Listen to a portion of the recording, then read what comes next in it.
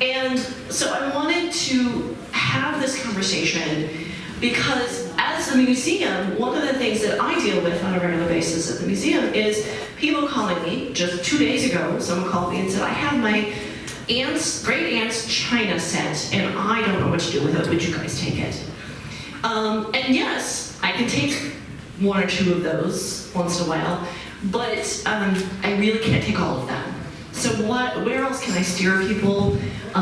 When you donate things to us, sometimes we have an antique store that helps us sell them. So that is, redistribution of a sort. And then the funds come back to the museum. But that isn't for everything. I get offered at least 2 pianos a year, a couple of rocking chairs, and some other things. And so even me has to what do I do with some of this stuff that we get that we don't need? Because otherwise you wouldn't be able to walk around the museum. How many of you have been to the museum itself? Awesome. So if you don't know, Shelby McMurphy Johnson House is the big green Victorian up on the hill behind the train station. We are open 6 days a week. We offer a variety of fun events, including our teas, which most people know about. We are holding just a little plug, we're doing a silent movie next week for Valentine's Day. A Lon Chaney movie. So if you're interested in that's fun. There's still tickets available for that. Anyway, so I have brought together some amazing people from a few of the organizations in town. This really does not represent everybody in town that can help us with this issue of I've got all this stuff. What do I do with it? But these people are who we need to talk to, and they know all of the other people in town. So I'm going to turn it over to them. So each of them are going to talk for about 10 minutes, and then we're going to leave it open for about 30 minutes of Q&A, and then we're going to kick you guys out at 1:45. So hopefully you will have learned a lot. And know who at least to ask questions of if you need more. All right, I am going to turn it over to Stephanie Reibel from the Statements of Paul, and hopefully I got your name right. Can everyone hear me okay? Yes. Great. So my name is Stephanie Roybal, and I'm the Philanthropy Director at St. Vincent de Paul. And I'm very pleased to be here. Thank you for having us. There's so much about our organization that people are not aware of, so I'm always excited to sort of dispel myths or provide information that people haven't heard before. But first, 2 years ago, almost exactly 2 years ago, my mother passed away, and my father is the type to keep really busy and declutter and organize as part of his grieving process. And so when Mom died in February of 22, right away he started cleaning out the house. He started going through and getting rid of the garbage, and he gave away special mementos to people who would remember my mom. He held on to things that were important to him. He invited my sisters and I to go through her stuff and claim what we wanted to keep. And then he started selling things on Facebook Marketplace because he enjoys that wheeling and dealing with people. But when he decided to move in with my husband and I, he held an estate sale. And what was not sold filled about 6 carloads that he brought to St. Vincent de Paul.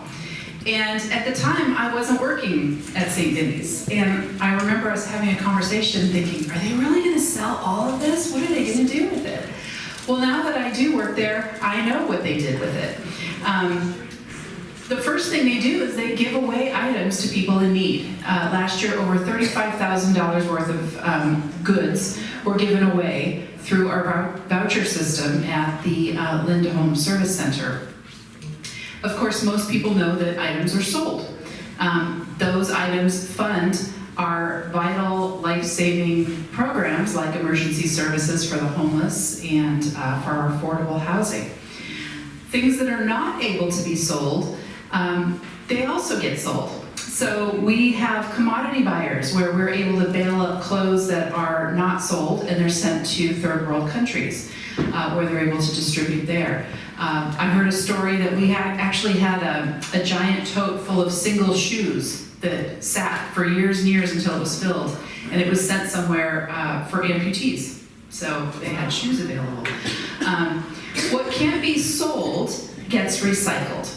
And most people know about our mattress recycling and our styrofoam recycling, a little bit about our electronic recycling and appliances.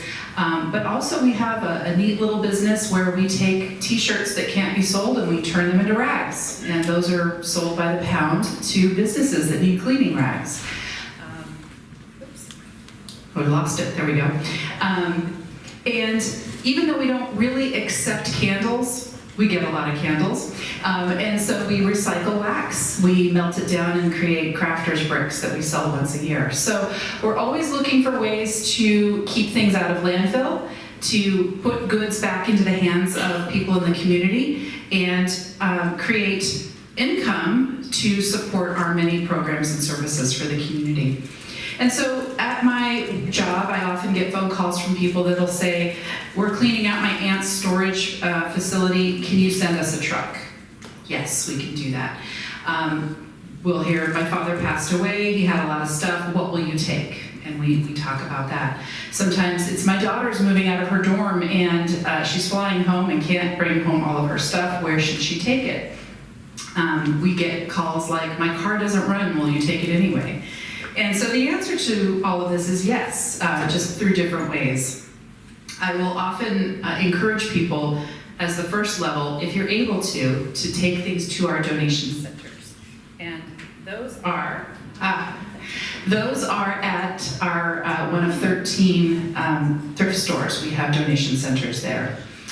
The second option is a free pickup, and I can talk more about in a second. Our used car lot, I always refer people and let the experts over there answer questions. So if you ever have questions about cars, I'll just give you a phone number. And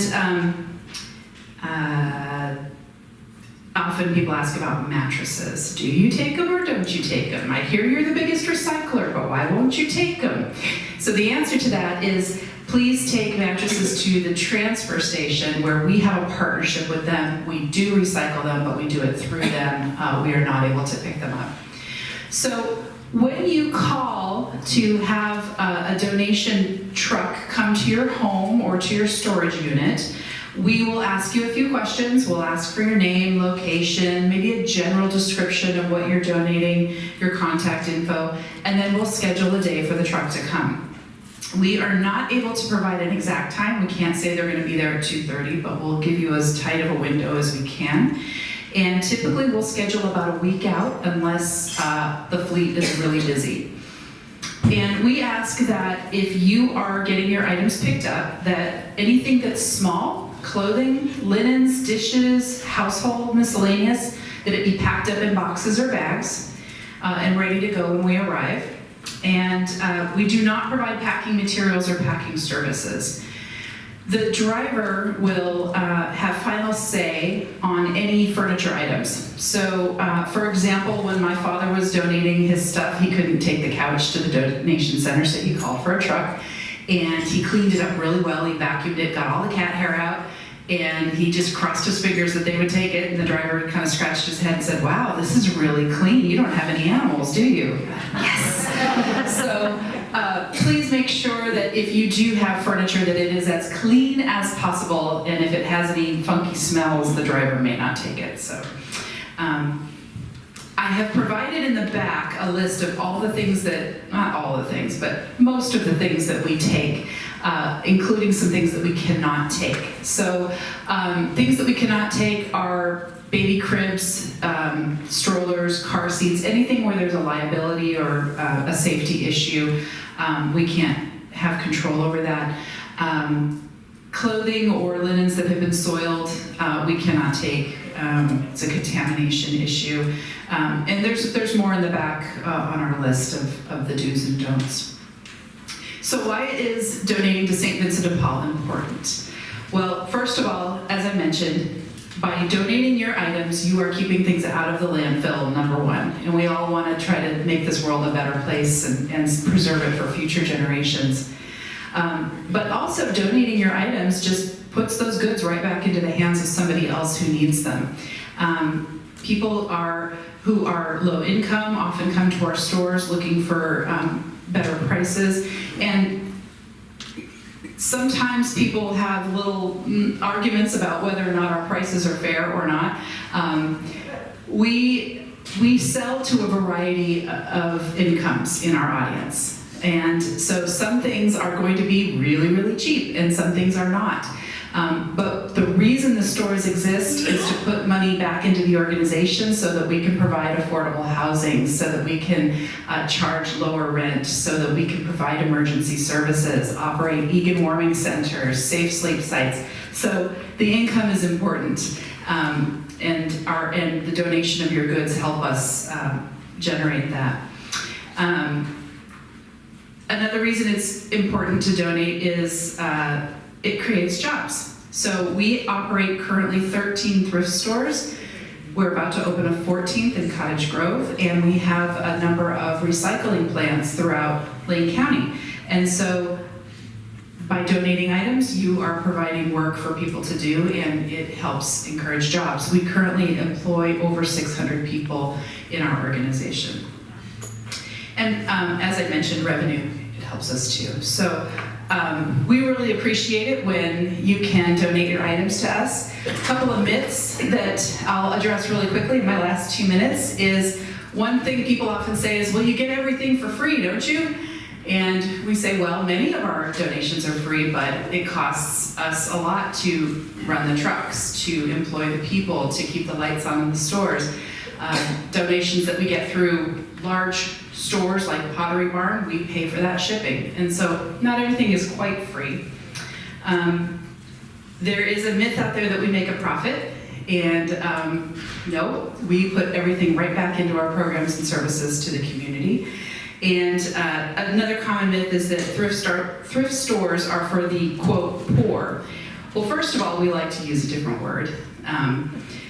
But as I mentioned, our prices are to reach a diverse audience. And so we really want to just help as many people as we can. So I appreciate you listening and putting up with me being the first person.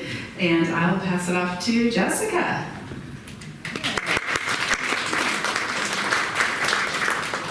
That was awesome, Stephanie, and I just have to say, this green sweater is from St. Vinny's. So, because reuse is always the top priority, correct? So I'm Jessica Arnholz with Next Step Recycling, and I'm their executive director. So Next Step, we're a smaller organization than St. Vincent, of course, but we do a lot of big work in the community. We're an electronics recycler, and to date we've kept 30 million pounds of electronics out of the landfills, which to me, it's very exciting. And a lot of myths that I find when I go out in the community is, a lot of people, after I talk to them about all the different things that we do, they're like, I didn't realize that you did all that, right? They just think of us as a place to take their old junk.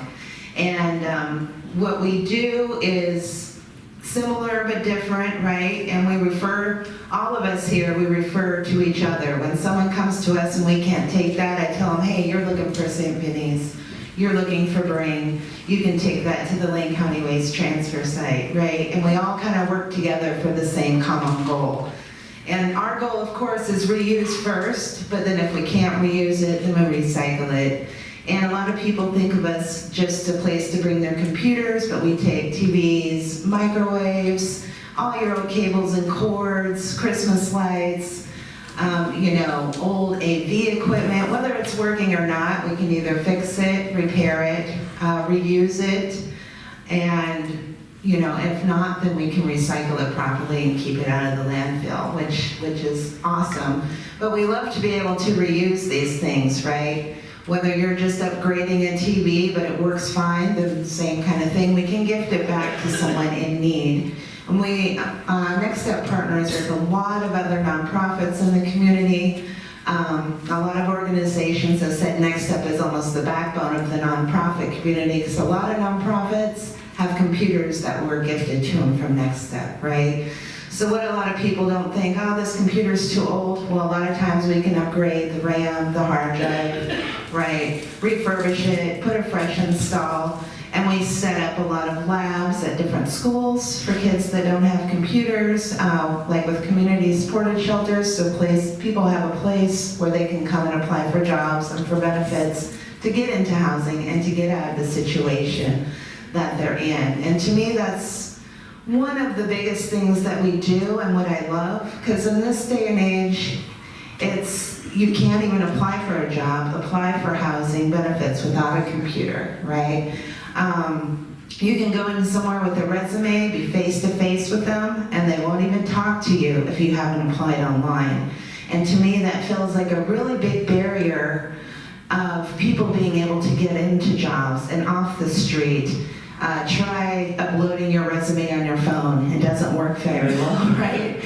And a lot of people think, oh, they can just go to the library. Well, the library, to get a card, you have to have a place of residence, right? Proof of where you live. So it's not as easy as you think for people to have access to this technology to get out of the situation that they feel stuck in. And I know we've all felt stuck in certain situations, right? And when I've gifted computers to somebody and you see that you've just opened a new doorway and a new window to new possibilities, to me, that's what it's all about, and I just gave myself goosebumps. But it's really important to do this. We work with a lot of homeless veterans programs to help them to get into jobs or to get training.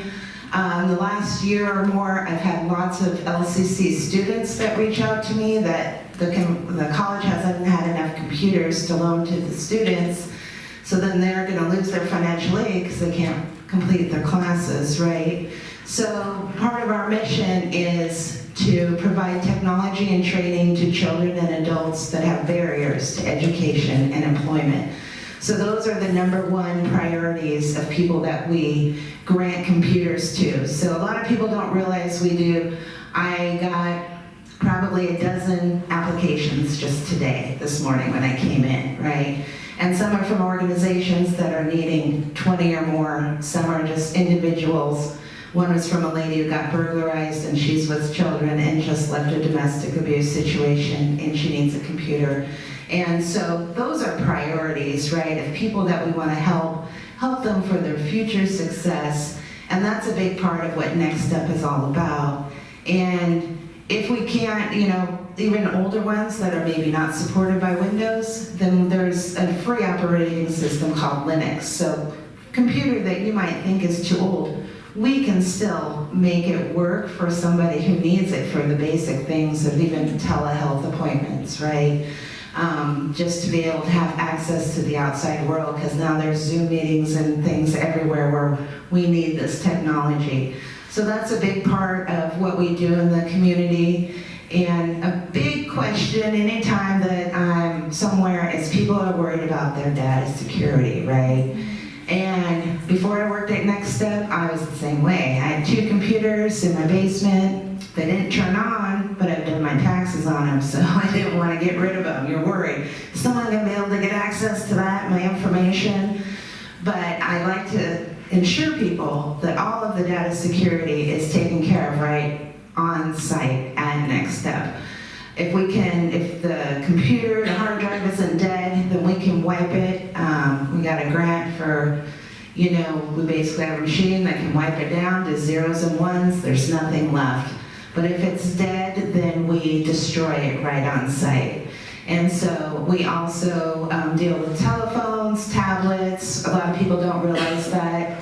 There's also your data a lot of times on smart TVs, right? Let's say you put in your information for Netflix, your credit card information's in there, even gaming systems. All of those are wiped. We have a tech department that takes care of anything, because that is our #1 concern.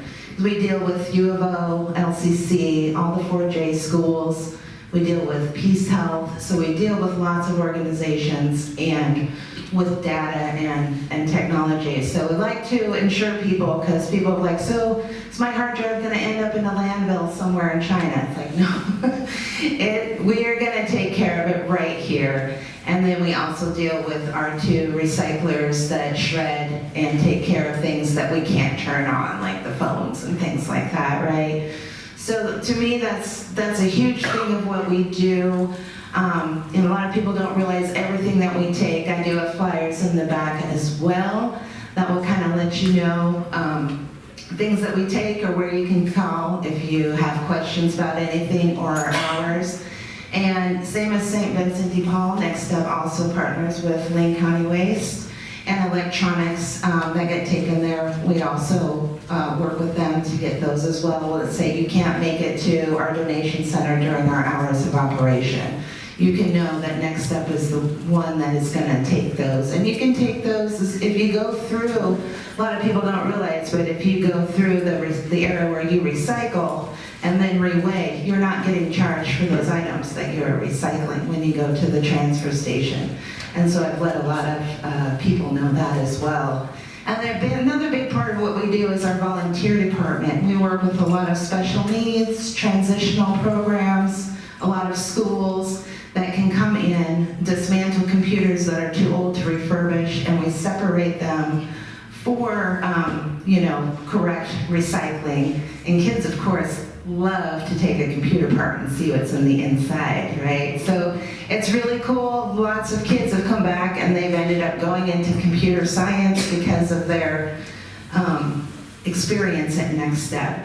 And during that time, they can earn a computer after volunteering for 60 hours. So that's a really neat program that Next Step has. And then, especially if you're working with someone who has an IEP or in a transitional with a special need, you're giving them job experience. I've seen people gain a lot of confidence. You're giving them something that they can use to put on a resume, right?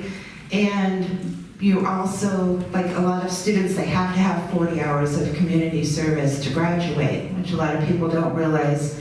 So this is giving them experience in the community, and it opens new windows for them.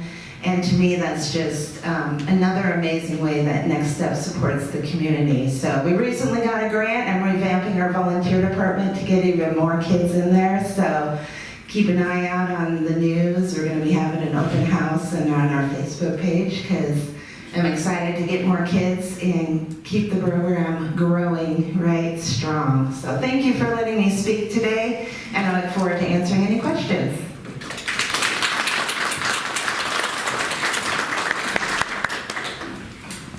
Hi everybody, I'm going to stand up because I'm really short and I can't see. And also I'm going to show you some things. My name is Mitra Gruwell, and I wear a lot of hats in this community. I'm wearing this one today, but I'm going to be presenting about two different organizations. Well, one is my personal business, which is called Discard Upcycling. And the next one is MECA. I'm the Community Engagement Coordinator for MECA. You will also see me representing the Fix-It Fairs. I'm the Fix-It Fair Coordinator for the Eugene Toolbox Project, and I run a nonprofit called Viking Textile Maker Hub, where we educate people in industrial sewing and provide industrial sewing machines to the public. But, okay, back to this one, Mitra Gruwell, Discard Upcycling. So upcycling is a pathway for stuff that some people haven't considered, and it fits really well when we're talking about the stuff of people that we cared about and that we have attachments to and sentimental value around. Sometimes you end up with it and you have sentimental attachments to it, but it's not something you can use or that can play the role you hoped it would. It ends up being stuck in a box somewhere. And upcycling is a path for this stuff where it can become something more meaningful and engaging for family members who have had a loved one pass and is left with their stuff. So I'm an upcycled fashion designer and product designer, and I work with a lot of stuff that's discarded or unwanted, headed to the waste stream, or is no longer usable for whatever reason, whether that it's damaged or because it is just unwanted, it's not in style, it's stained, it smells bad, something. And I take that stuff and I come up with new ideas to make it of use again, and that refers to the process of upcycling, and I use creativity to do that. And I also teach a lot of youth and other people how to do that using their own brand of creativity. So I'm going to show you some things and maybe give you some ideas of how this might apply to stuff that you may be left with. So this purse is something that, can anyone guess what this was made out of? Yeah, cowboy boot. So I had a situation where a loved one passed and there was stuff like boots that no one, maybe they really loved. It reminded them of their loved one, but they don't fit them, or maybe it's not their style. So this is a way, if you upcycle it, and I do this custom work of upcycling, you can pass a pair of boots on to multiple family members in a form that they could use it, and it could be part of their lives in a meaningful and remind them of that loved one by transforming the thing that is unusable into multiple items that could be usable and gifted and cared for. And that sentimental value and attachment and remembrance of the person can be passed on in a meaningful way. This is another example. This is a tote bag that I made out of a belt, and can you guess what the bottom part is? Anybody? Pillowcase, actually. But I can make them out of bedspreads too. In fact, I'll show you this one while we're on that topic. This is a lot of you quilters out there would recognize what this is. It's not in the greatest of shape, but I made it into a jacket or robe. And yeah, maybe someone doesn't want the quilt, but it can be made into a couple of jackets. Sometimes if you just take something and change the form of it, it can be, it can be reincarnated into a whole new product or thing that can be more useful. I can also make jewelry out of things like scrap leather, bracelets. These are bracelets that I made into earrings. And take jewelry apart and make it into different jewelry pieces. So this is a process that I not only, this one of course. Sometimes you end up with stuff that isn't complete, it's just parts of stuff. And this is actually a bike seat and bike handles that I made into a skull. It was a fun project. And this is a great segue. So I do perform this service. You can find me where I work at Viking Sewing, and I do alterations and custom design there, and you can get a hold of me there if you want to do one of these projects, or if you have an idea, or if you want an idea. I also teach upcycling, so if you want to be the person transforming your stuff into other stuff, I do offer that education as well. But this is segueing, now I'm switching hats over to Mecca. So Mecca is the Materials Exchange Center for Community Arts, and it's literally located a block or two down the street here. And we are a nonprofit that started in 1999 and formalized in 2001. And we divert an average of 50,000 pounds of usable materials from the waste stream. And the types of materials that we are talking about are art supplies, and that art and craft supplies, but also materials that you might not recognize as art supplies. Wine corks, bottle lids, plastic containers, things like that. And what we do with these items is we make some of them available to local educators to use in their classrooms to teach art and other projects. We make them available to other community groups, nonprofits, organizations, and community members to use for this purpose as well. We make them available for people to use in our in-house studio space where people can come and do crafting using these types of materials at Mecca. And the donation is about $3 an hour to sit there and have a space to do this work and use our materials. We teach in-house workshops and classes about how to use these types of donated materials, and we also make them available for sale. So if you are a crafter, there is a craft store very close by, and it's called Mecca. So we take things like the things you would automatically think of as crafting supplies, like beads, paints that are in good condition, paint brushes, And I do say good condition because we're hoping to pass these along for use and for sale. So if it's something is not usable, I know we all really wish that like this paintbrush that's been sitting in the oil paint and dried could be refurbished. I've actually made those into ornaments and little people by putting googly eyes on them, but that cannot be reused for painting. So we do request that these items are in good working order, but sometimes something like a fake flower or plant that is not in its complete bouquet form, we can use this too. We're always in need of fabric, beads, sorry, I'm just spacing out the list of things we always need, yarns, things like this, paints and drawing supplies. These are things that we can always take. And we're really ramping up art classes and workshops that we do hold. We're trying to be hosting an in-house intro to workshop. So we're doing one led by a youth instructor this month, and they're teaching Intro to Collage, and they're a student at the Academy of Arts and Academics. And that one's specifically for teens, but I'm hosting one actually tomorrow for Valentine's Day. We're going to be doing upcycled jewelry over there, and we're going to be crafting with things like beads, and I came up with a really cute idea of taking two can lids and gluing them together and wrapping them with red yarn to make little hearts, and you can make little heart charms, scrap leather, a variety of things. And you crafty, creative minds out there can get some ideas that you can bring home and work with on your own. And sometimes it's just a little spark of inspiration. So the hours that we accept donations are Tuesday through Saturday from 11 to 5 p.m. And we do not, unlike a lot of you two that have this wonderful team of folks and take everything, we're a very small organization. We cannot take everything, so it's a good idea to call ahead and make sure what you're trying to get rid of is something that we can use. But if your loved ones who have passed have a bunch of crafting supplies, even partially finished like quilting projects, knitting projects, we can actually use that stuff.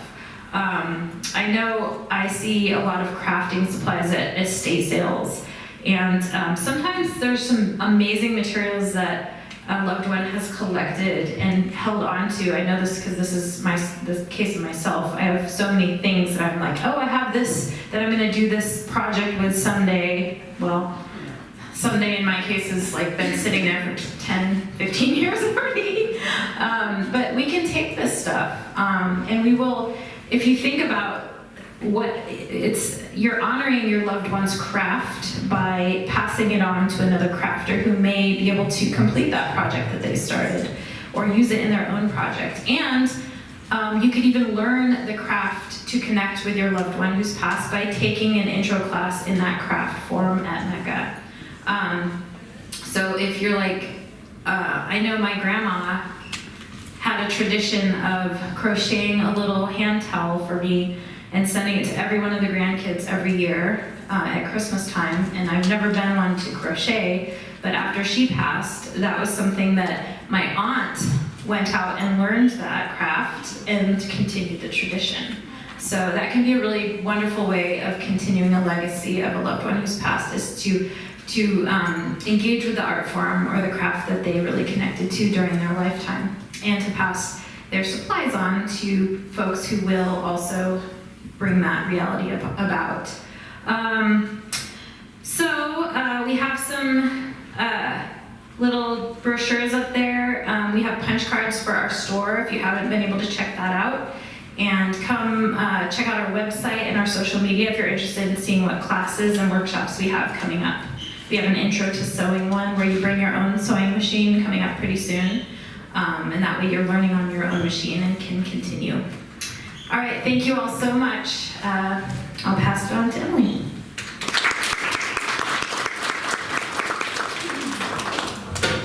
Hello. I'm also short, so I'll stand up. I'll take Mitra's lead there. Good afternoon, everyone. My name is Emily Reynolds. I am the Director of Education and Outreach at Bring, also known as Bring Recycling. I just want to do a quick show of hands. Who is familiar with Bring, the organization? Excellent. Okay. I'm not surprised because we have been around in this community for a long time. Around 53 years. So we began as a grassroots organization in 1971, similar to other environmental organizations that were born out of that time, following the Clean Air Act and the Clean Water Act. And we, our name is an acronym. It stands for Begin Recycling in Neighborhood Groups, and that's what we did. Our origins are in recycling. We had a truck that would go around to neighborhoods. We had kiosks throughout the community where we would collect household recycling and get those commodities to market. Today, we are primarily a reuse organization. So our business model has changed quite a bit over the decades. And so I'm really honored to be here to speak with my friends in materials recovery and reuse. You'll be happy to know that we all work together to, like Jessica was alluding to for a shared common goal, and that is to recover materials from our local landfill.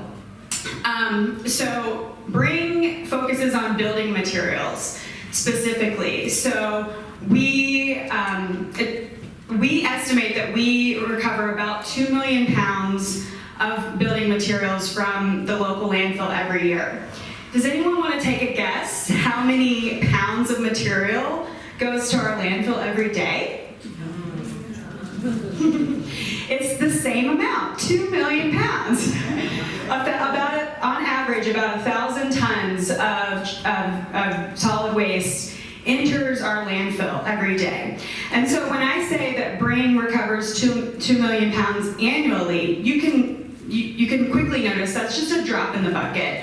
But it does make an impact over the years, and through our shared collective work, we do quite a bit to extend the life of our local landfill. So Bring, also, like Stephanie was saying, we have a lot of shared common myths, I would say. So Bring gets donations from residents and businesses throughout Lane County. We are a one-off entity. We're very similar to Habitat for Humanity, Restore. We sell building materials. So that is dimensional lumber, furniture, tools, hardware. We sell bike parts, molding, trim, tile, all those materials that you would find at a home improvement store. We call our store the Planet Improvement Center. We think that's pretty clever. But these materials, so every year in the United States, about 450 to 600 million tons of construction debris enters landfills. And these materials represent some of the most energy intensive, high impact types of materials that are generated across the board. So they represent immense amounts of natural resources and embodied energy required to make these items. And that's from the resource extraction to the processing and manufacturing to the transportation of these materials. And so Bring is an environmental organization at our roots. We are dedicated to recovering these materials because of what they represent. When you throw away these materials, you're throwing away all of the natural resources and the energy inputs that was required to produce that item. So just a little bit of context for why we do the work that we do. We recover these materials. It gets donated to us. We offer them as a service affordably back to the community.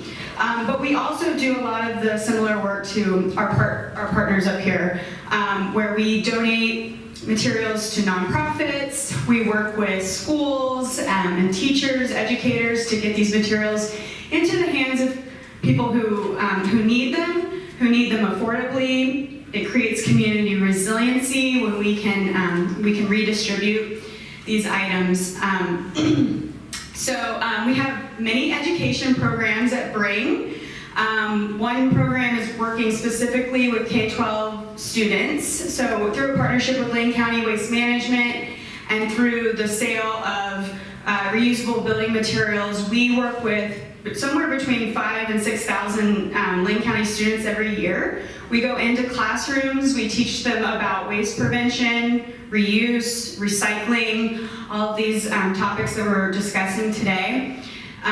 We take them on tours of the landfill, of the transfer station, and of our facility at Bring, and we do that all free of cost. So that's available to any Lane County teacher or school, so we can pass on this important education of reuse, right? So I do hope that you think about Bring as an option for your stuff when you're done using it. We do offer free pickups for the local area, so within the Eugene and Springfield local area. And we might come, if you're a little bit further out, we might come take a look at it just depending on what you've got. And let's see.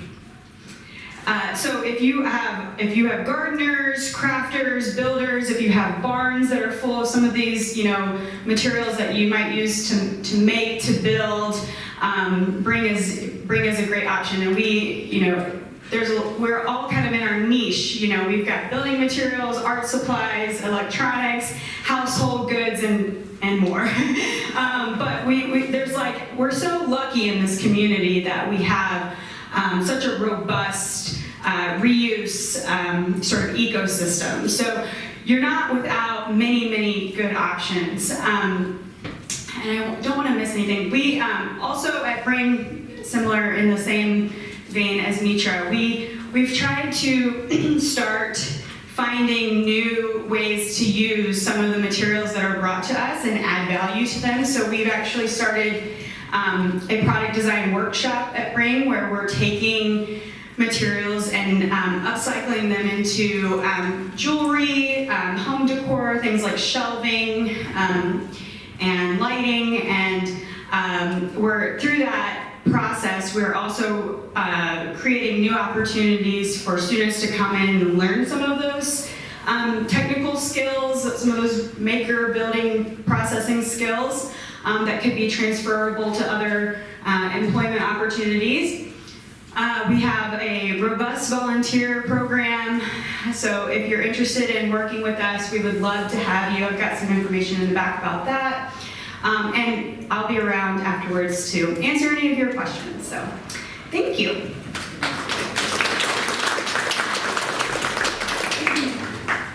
Hi, everyone.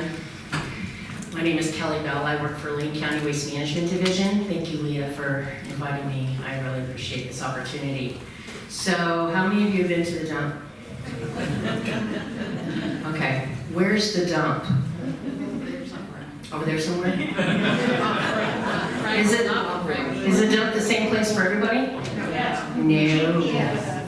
So I work at the dump. My office is at the Glenwood Transfer Station, which is also the headquarters for Lane County Waste Management.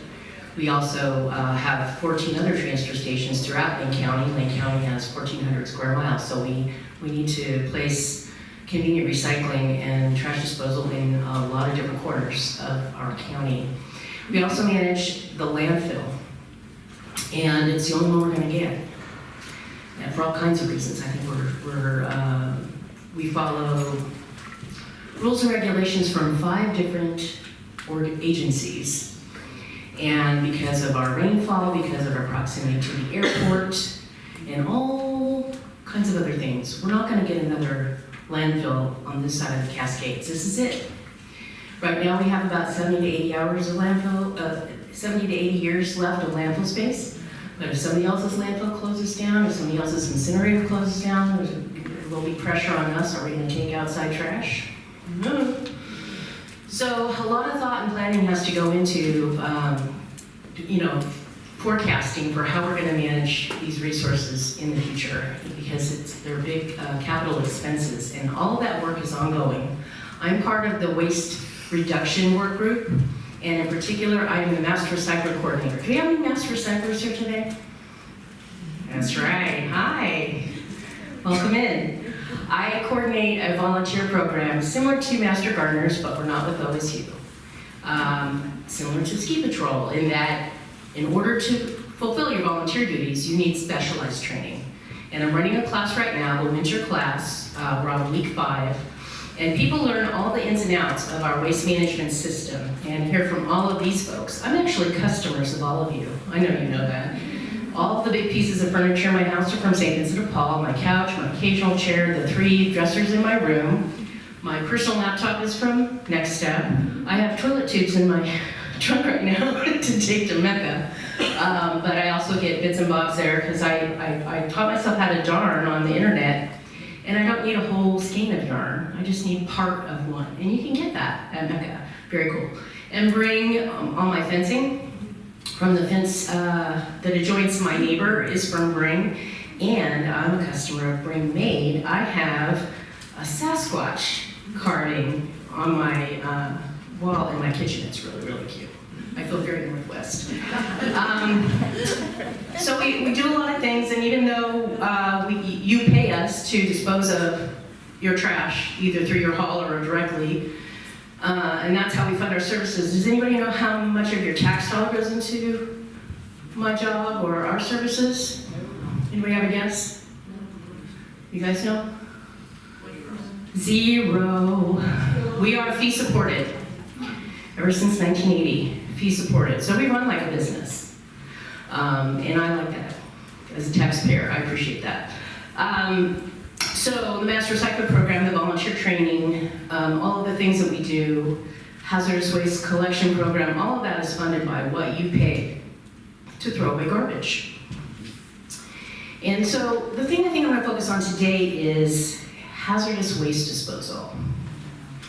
And the reason that is and we have lots of programs, and I can answer questions about them, but hazardous waste is the place where that staff gets the most calls from people who have moved into a new property and were left lots of surprises, or someone has passed away, or somebody is leaving town right now, and they have chemicals on hand. Chemicals, household cleaning supplies, automotive chemicals, paints, all manner of things. And they don't know what to do. Now, legally, there are things like that you can throw away in the trash. We prefer that you didn't. And that's why we have this free program. If you're a business, you have more rules.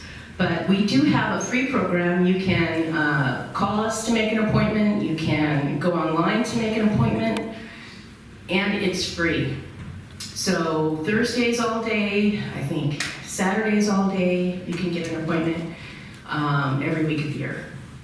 So we've expanded those services. And not only that, for a couple of really common items, you can, at the Glenwood transfer station, the dump where I work, you can drop these 2 things off every day we're open. You don't need an appointment, and that is leftover paint, architectural paint, and also any type of fluorescent lamp that's burned out.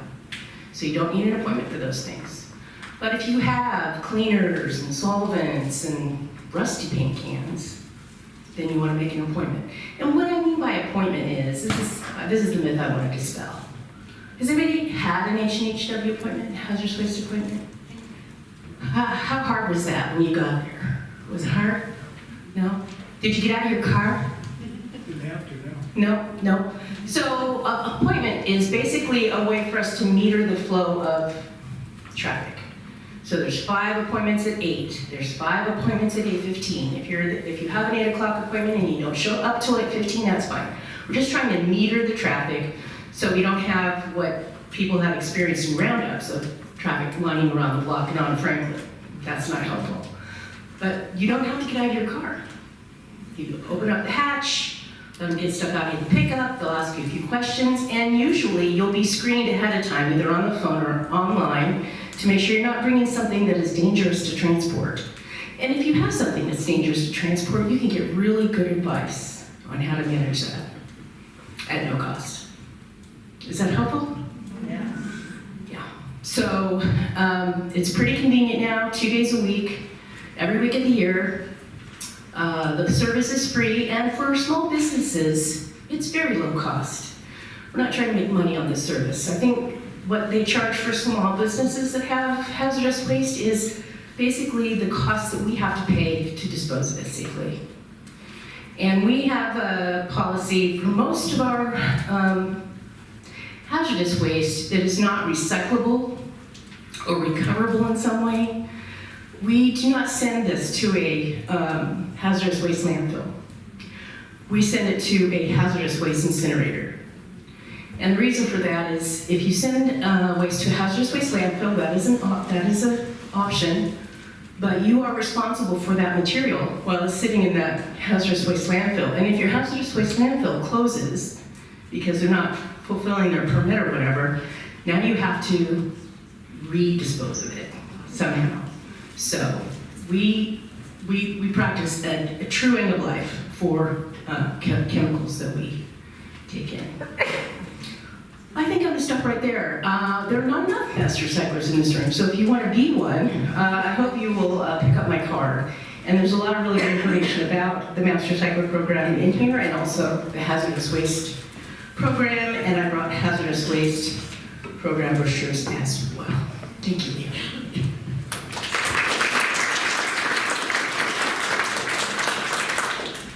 Okay, great. So I realized that one of the things that I'm standing here and I represent the cultural industry. One of the things about cleaning out family heirlooms and things like that is a question is, does this go to a museum?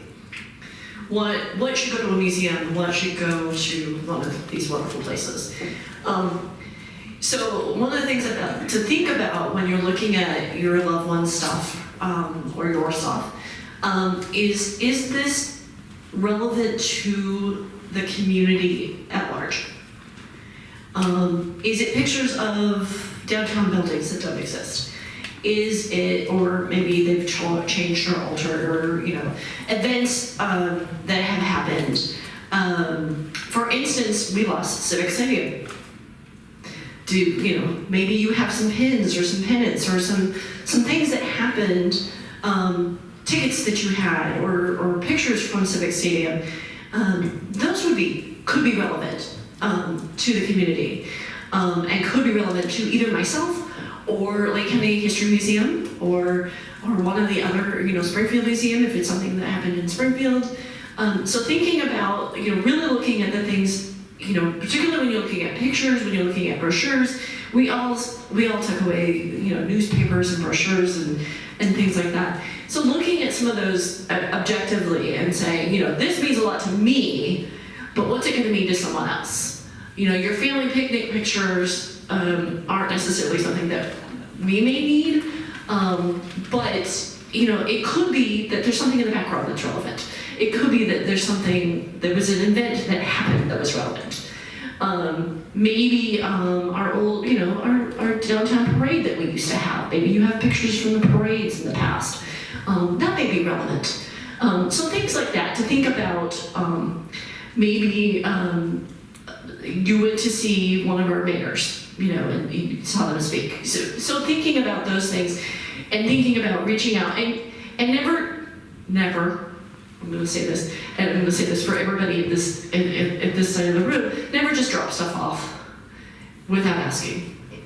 I've come to the museum and I know all of these people have come to their place and found boxes and bins and I found a very adorable embroidered flower picture in a frame. Just sitting there, I've found ceramics on the porch and please just call send me an email. Or, it's on our Facebook page, it's on our website. Just, give us a call, shoot us an email, and call ahead and say, I've got this thing, I think you might be interested. Send me an email with a picture of it. Somebody just called me yesterday that she has this rug that's an unusual size that she wondered if we could use it. I said, send me a picture. So, just thinking about this stuff as you're looking around your house, as you're looking around your loved one's stuff, or somebody else's, you're helping someone move. Thinking about what this means to your community, to the planet, and please, again, even if you're at the last minute, please just, give us a call, shoot us an email. It's really important because we are small organizations. We represent, people who are trying to do our jobs as well. And it's easier if you guys help us with that a little bit. All right, so we're gonna take some questions. Diane's gonna go around with one of the mics. Does anybody have a question for somebody here? So we're gonna start, the lady in the blue. Yes, her. Oh, well, So who's the question for? well, it's actually sort of for everybody. Okay. Because we donate to all of these different agencies, but we have some items that are really valuable. And so we're sort of hesitant just to give them away. And so I wondered if anyone there has a contact list for like people who sell for us on eBay. I don't sell on eBay, but there have to be people who do. Or really good consignment stores or places like that, So aside from just donations, which we do, that's my question. So I will say that several of our antique stores in town, I will put a plug in for Antique Peddlers. That's the one that we deal with specifically. The owner is on our board. And they do a lot of purchasing of furniture and other things that they are able to sell. And they also know all the estate sellers in town. They know all of those people because they work together. So reaching out to Antique Peddlers or one of the others is a really good way to do that. Anybody else have a? We do have I would echo what she says. Reach out to the antique stores because that way your items will be highlighted in the way you want them to. But St. Vincent de Paul does offer eBay sales for things like jewelry, specialty books, collector books, and some high-end things. But if the antique stores don't answer your questions, you can find out more about our online sales.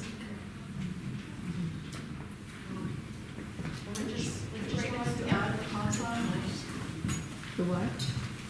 She's asking for a consign. I think I have something that probably most people in the room have. Lots and lots and lots of black pots from gardening. Empty gallons, empty 2 inches, empty 4 inches. I wonder where all the plants are now. Yeah. Except not in the garden. So Bream does take those pots.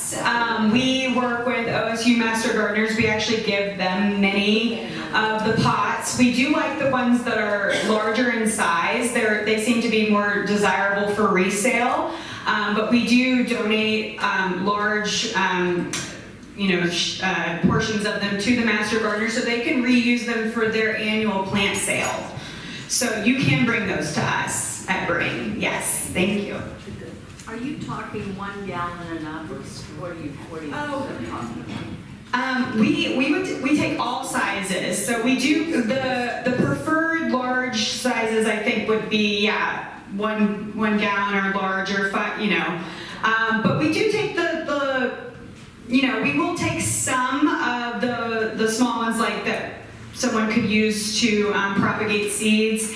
However, if we do have an overstock of them, everything that we take is sort of dependent on our current inventory. And a lot of that plastic is, already recycled. It's already been recycled. A lot of the black plastic is, and Kelly can correct me if I'm wrong here, it's been recycled once or twice before. So if it's a black plastic, it's possible it's been recycled, and it's kind of at the end of its recycling life, because plastic degrades over time. It loses its integrity as it's recycled.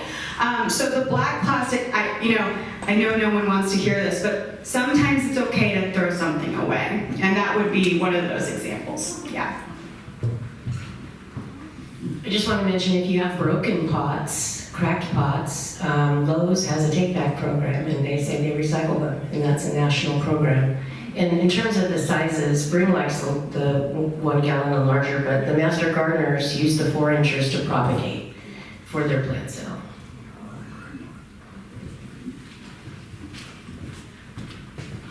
Here and here. Okay. When we bought our house a few years ago, we swapped out several mid-century modern light fixtures, which I can't imagine anyone would want, but is that something I could bring to you, or could you pick them up, or how does that work? Yeah, so again, we look at things in terms of desirability for resale. Some things, we don't take if we have like a large inventory of, but if it's something that we know that we can confidently find a new home for, we will absolutely take it. The pickups, we have a coordinator that you can work with to send photos of, like Leo was saying, send photos of those items to us ahead of time, and we can tell you before we even come over if it's something that we want and we want to pick up, and so we'll work with you. We're super accommodating. We want to help you out. Hi. So let's say I have a sewing machine and I have 4 gallons of paint. Would I take the paint to Bring or Waste Management, and would the sewing machine go to St. Vinny's or Mecca? Great question. Yeah, we take sewing machines too. Or next step. We only take provably functioning sewing machines, so If they're broken, we can still take them. Yeah, sewing machines, if they're working, can go to St. Vinny's, Mecca, Bring, and Next Up. So you have options there.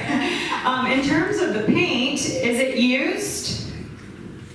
Say maybe 1 gallon has been used a little bit, and then we just had a couple that were open. Yeah. So it's kind of both. So paint is a really good question. It's probably a common material that folks might run into wanting to get rid of. So used unwanted paint, you can take to the transfer station for free to recycle. It does need to have read, and Kelly can talk to this as well. You need to be able to read the label on it. If you can't read the label on it, then it would be collected through household hazardous waste as well. Is that right? Bring does not take paint, but we do, unless it's sealed and unused. If you've got unused paint, we might take that.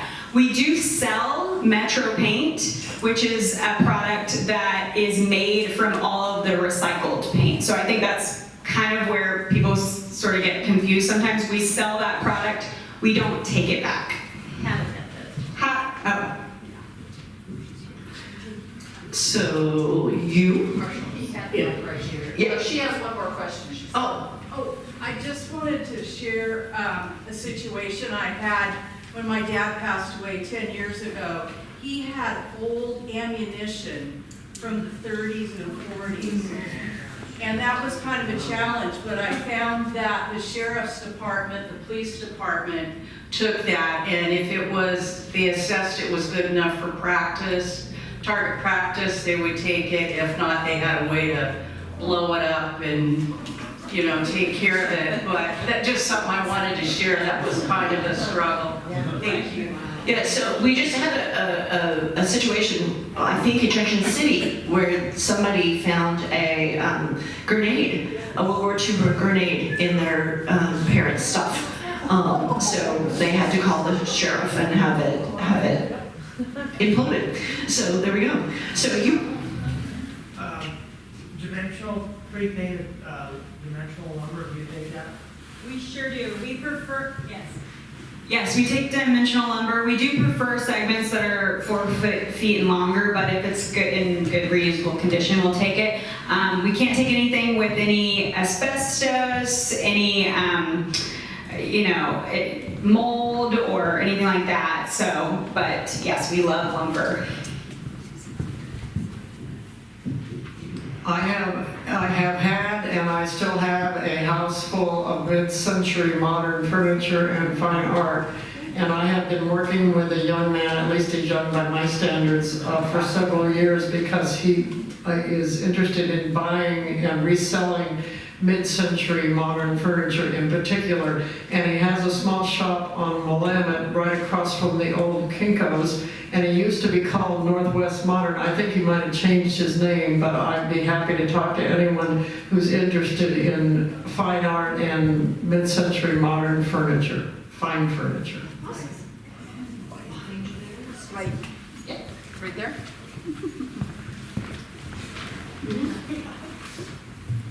Batteries. Recyclable, rechargeable batteries, button batteries, lithium batteries, batteries. Batteries are a problem in our community, aren't they? Yes.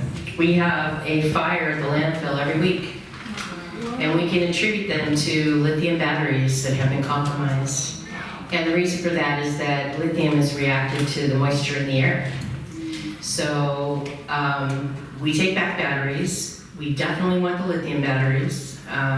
If you're going to transport those, especially if you think something's happened to them, if you've got some kind of a device battery and it looks like the pouch is kind of pooching out or something, put that in a secondary container like a baggie or a plastic container before you transport it. But that type of battery, recycling is free when we have open hours. Same with auto batteries. Alkaline batteries, do we know the difference between alkaline and... Alkaline is a throwaway battery. People don't want to throw it away, and if you don't want to throw it away, you can pay by the pound at Batteries Plus Bulbs to have those recycled, because they do need to be sent to another state. Because the recycled value is so low. Did that answer all the battery questions? We also have a listing on the Lane County website now of places that take batteries back and what kind of batteries they take. We've also applied for a grant with the Department of Energy to find a way to manage batteries better, more comprehensively. I know in Marion County they provide free pickup along with their garbage disposal of batteries because they don't want any batteries ending up in their incinerator. And that's the motivation for that program. We don't have that here, but also you can contact Call to Recycle and have a box sent to you, and they do take some things back for free. I didn't hear that. What did I recycle? Pardon? It's a company called. There's a company called Call to Recycle. Their services used to be free. I don't think they are completely free anymore, but you can find out what types of things they take back. But we do accept rechargeable batteries, reusable batteries, lithium batteries, NiCad batteries, lead acid batteries, all at the transfer station, and that's at every transfer station. I have a couple of things. One is I have some really old slides that are from, cameras and stuff with cardboard around it, and then, so I'm not sure if that is something that I would throw away, or do I take it apart and get the, so I have a couple other things too. Go ahead. Mecca will take those slides. Oh, okay. Well, that's awesome. I have an old rabbit fur coat that is really old one, has a little gash in one of the elbows. That was my grandmother's, but I really can't use it. It like goes all the way down to her calf or something. And where would be a good place to? Is that something that could be recycled, or does make cut it up and make furry things? So, I as an upcycler can repair that. it could potentially be repaired and then donated. If it's wearable, I mean, Yeah. if it's repaired, we can take it, but. Yeah. But It's pretty heavy duty, I mean, for, you know, looking at this, yeah. I mean, Mecca doesn't take clothes, but Viking Sewing does repairs for stuff like that. You could take it to a fix-it fair potentially and get it repaired, and then donate it or resell it maybe. Okay, well, I'd like to donate it somewhere, yeah. Okay, thanks. And then It's ready to go. Diane.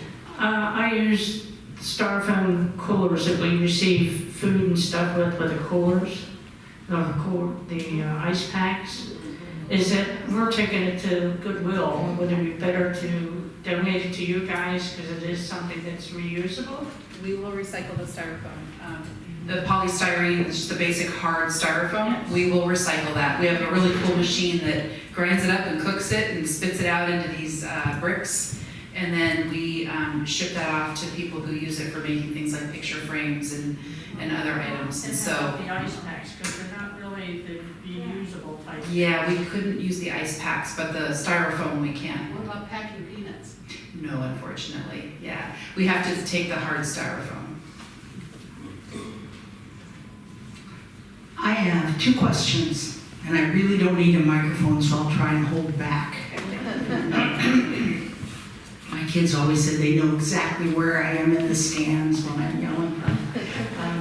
So the first thing I'm concerned about is music and musical instruments. I know recently of an old violin that was taken to the dump, and it just makes me sick to my stomach to think about it. I know in some counties they have a repair place, and they actually teach repair through that. Pianos, you mentioned pianos, and other instruments as well. Does anybody have any resource suggestions?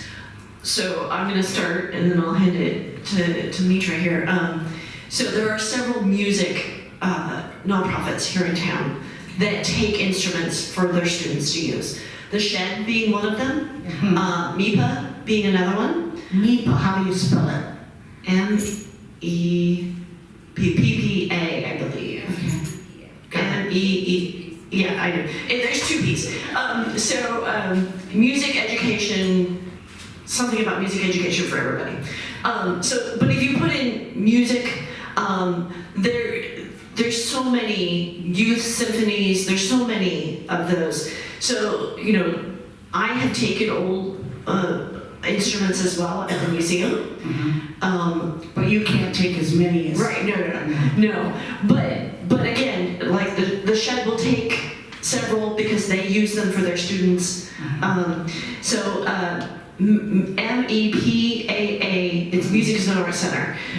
And again, these are music places that their students, they specifically work with youth, low-income youth, and they use them for their kids. And so the kids either get it or they rent them, and so those are some great places. Okay. If they're not working, there are ways to upcycle.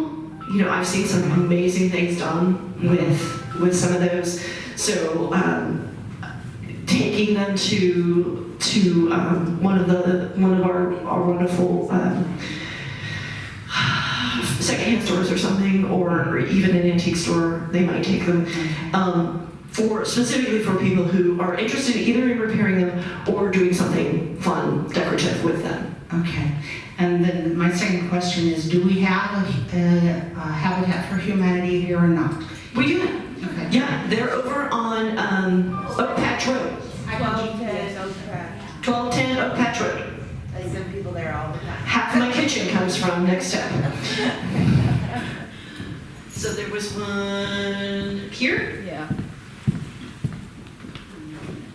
and then Quick question for smoke detectors and carbon monoxide detectors. There are 2 versions. One has the older ones have a radioactive element in them. So what's the proper disposal method for that? You can throw that away. It's a marginal amount, I am told. people want to recycle them or dispose of them as hazardous waste, but we don't accept them as that.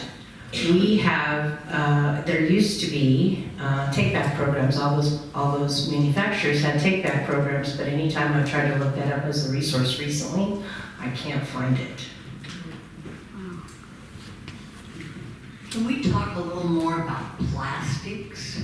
Some plastics I know are recyclable, then there's a whole bunch that aren't, like cottage cheese, the lids, those crackly clamshells that everything seems to come in. I mean, you try to not buy things in it, but That's a pretty deep conversation. Why don't you take my business card and send me an email and I will hook you up. But the good news is July 1st of 2025, we're going to get common sense recycling back in Lane County. In fact, throughout the state of Oregon, we're going to have one statewide mixed recycling list so that people in Pendleton can recycle the exact same things as the people in Portland. So stay tuned. In the meantime, Mecca does take plastic containers that can be reused for art uses, so with lids and stuff. So that goes for like your toilet paper rolls and your paper towel rolls and corks out of your wine bottles and bottle caps and all those fussy little things, milk lids, that we still throw away.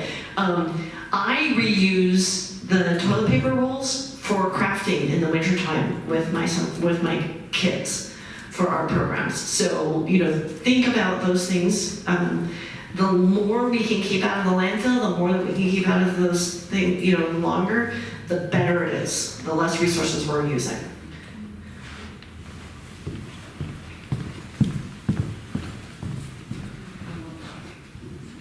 This is for next step. With the computers that you wipe clean, do you have to be present when you're wiping it clean, or do you just drop them off? No, you don't have to be present. Of course, every once in a while we have someone that wants us to just remove the hard drive and give it back to them, or drill it right in front of them because they're concerned. But you can know that we have, Next Step is a small nonprofit. We have 15 employees. That includes myself doing very big things. But the people in our tech department have been with us for 15 years. One of them that actually does the majority of all the destroying.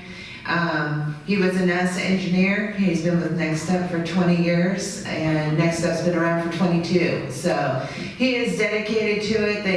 They get locked up, and he does that every day on a daily basis. So you don't have to be there. Now, of course, when we deal with hospitals and HIPAA rules, we have to scan and do every different things. But if you're dropping off your personal computer at the front door, you can be guaranteed to know that your data security is not going anywhere. It's going to be destroyed or wiped on site, and it's not like going to get resold in a reuse store with your data on it or something. So most of them are destroyed, to be honest. We literally take the hard drives apart for recycling, and then there's little motherboards in the hard drives that come out of them.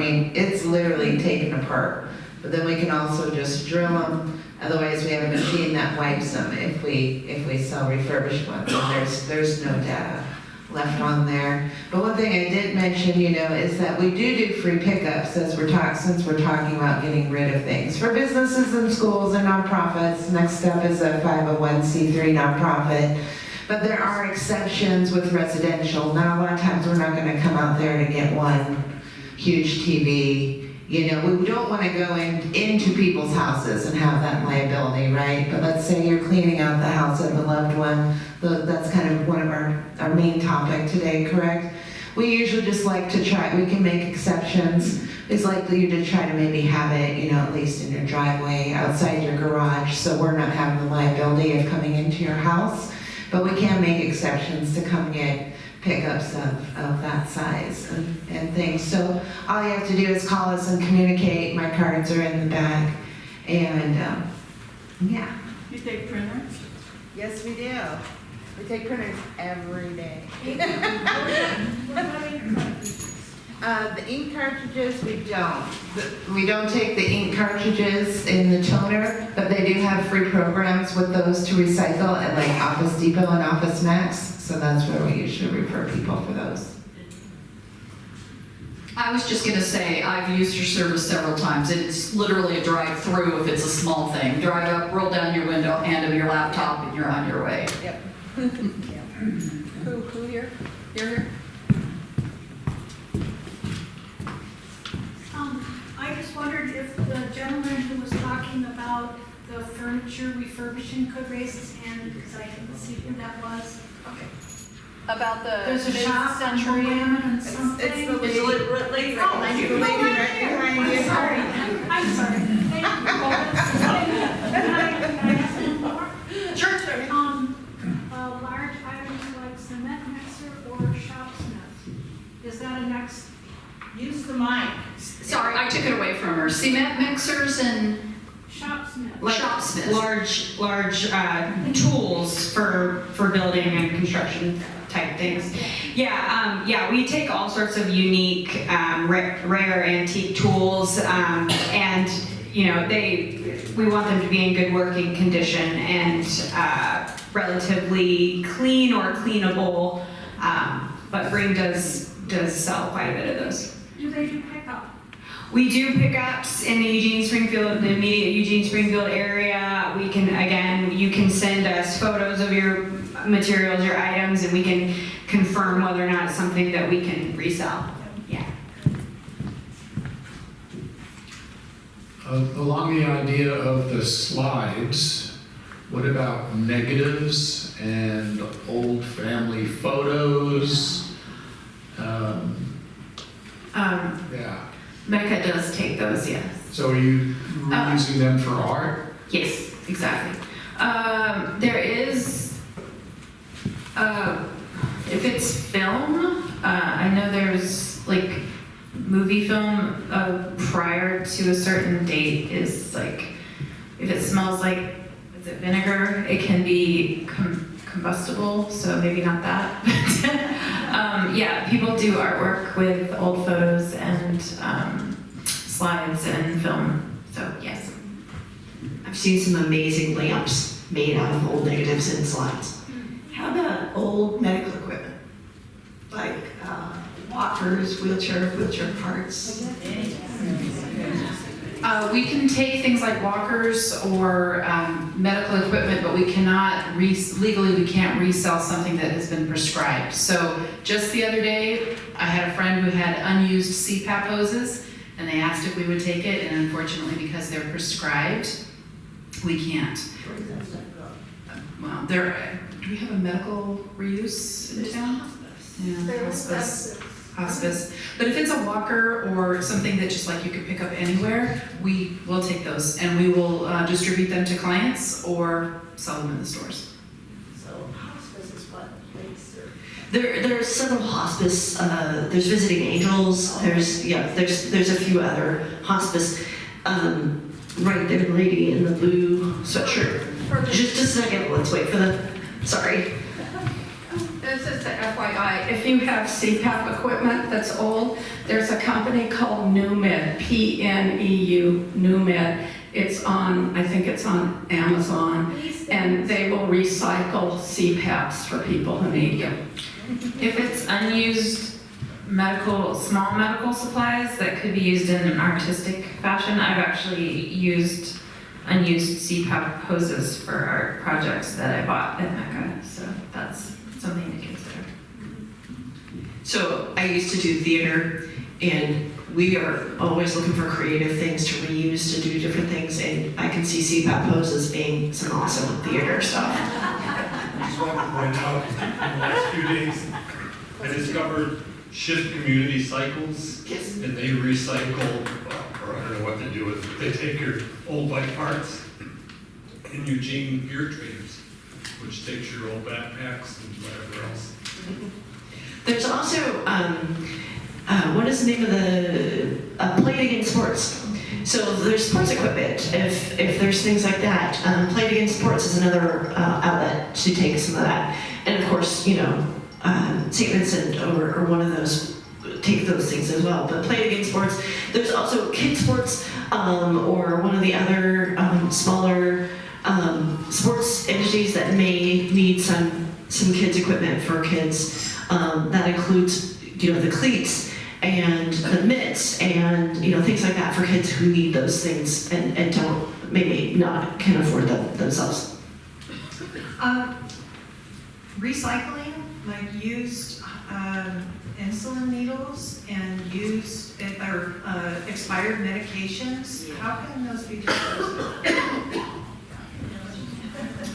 We have a new law, a safe drug disposal take-back law in Oregon, and that has empowered and enabled several pharmacies to take back unwanted partials, any type of prescription medication. If you're talking about lancets or anything that's a needle, if it's something that's been used, treated as sharps, and that is free to dispose at Lane County Waste Management, any of our transfer stations, it needs to be in a red, rigid container. So it could be the square box with the funny symbol on it, like we're used to seeing. It could also be a orange or dark or red detergent bottle with a screw-on cap, and that would also suffice. Does that answer all those questions? Yes. Yes. So I know that my pharmacy at Rite Aid, they have a wooden container that's locked that you just bring your old medication in, and I believe there's a box at Riverbend.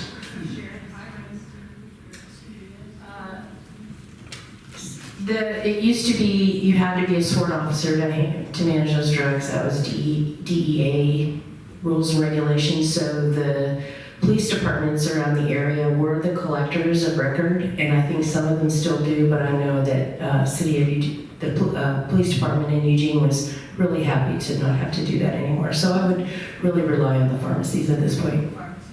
Thank you. So, lady in purple again. I know that, again, I don't need a microphone. So I know that there are some companies that you can take, for instance, old family pictures, old videos, old films and so on, to have them remade to be usable.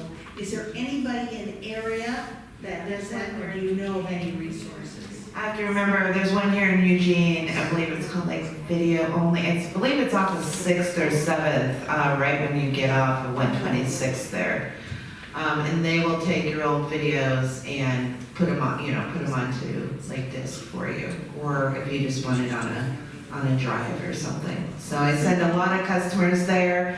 I could look it up right now on my phone, but we have referral lists for all that kind of stuff, like at our reuse store. So you can always call the reuse store and they can give you the phone number and address for that. Thank you. Oh, wonderful, awesome questions. Anybody else? Yes? You mentioned something about the book that is, the book that is no longer at the back of the room. The big read. Okay, so the Big Read is I'll talk about this once again. The Big Read is a National Endowment for the Arts and Arts Midwest funded program. SMJ is the lead, and our wonderful partners, Word Crafters in Eugene and the Springfield Library, and Books with Pictures.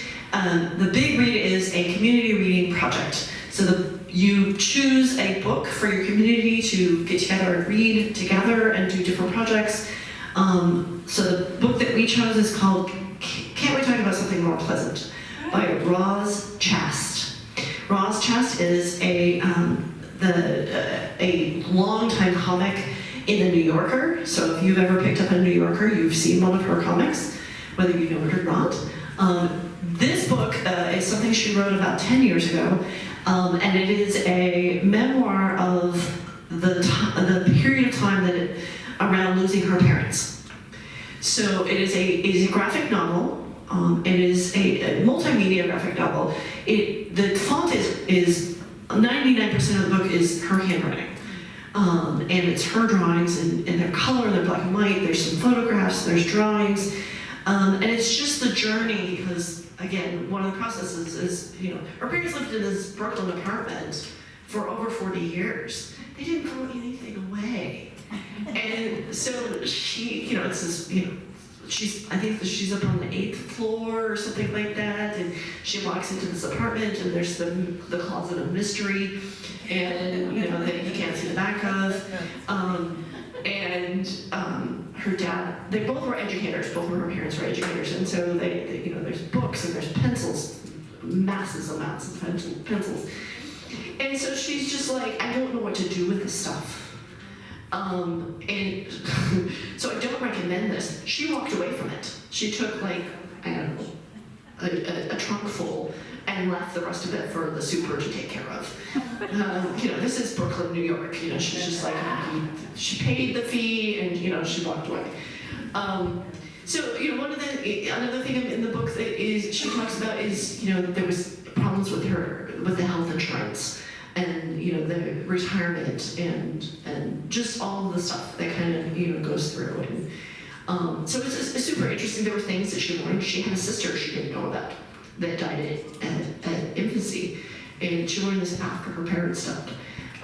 And so, you know, there's lots of interesting things that's in this book. And so we have a couple more actual book discussions coming up. So we are ordering more books. The library has books, both libraries have the books. And if you know, I will put out an announcement, Woodcrafters will put out an announcement about that we have more books available. They are free to the community as part of this project. And you can go to either my website, SMJ's website, or Woodcrafters' website to look at the rest of the activities. There will be a, I'm going to plug NECA one more time.